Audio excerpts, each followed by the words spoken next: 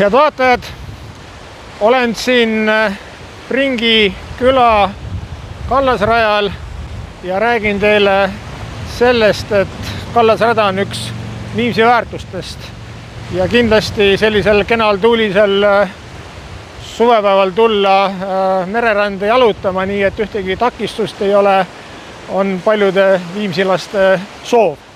Küll aga, nagu te teate, on siin mõneski kohas Viimsis olnud sellega ka tõsiseid probleeme.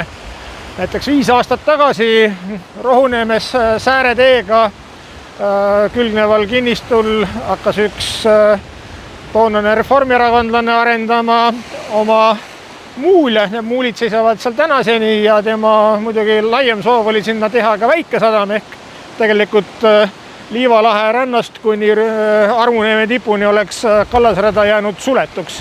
Küll aga võitles selle vastu tublisti kogukondade Viimsi tänane liige Maria Aasmäe, kogus üle 1000 allkirja, tõstatas teema vallavalitsuse tasemel. Ants Erm ja mina esitasime arupärimisi ja seisukohti ka volikogus ja vähemasti on see sadamaarendus tänaseks peatatud, mis muulides saab, eks me näe.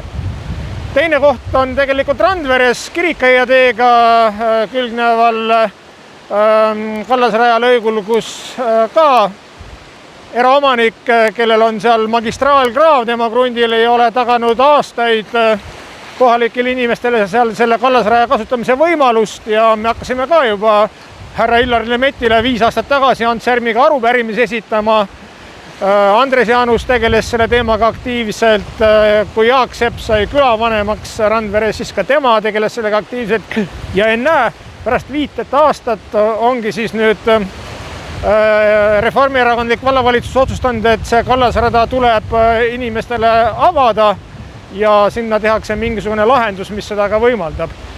Igatahes kogukondade Viimsi jälgib väga tähelepanelikult, et see rand siin ja ka paljud teised rannad, nii nagu seadus ette näeb, 10 meetrit merejoonest peab olema inimestele vabalt läbimiseks avatud.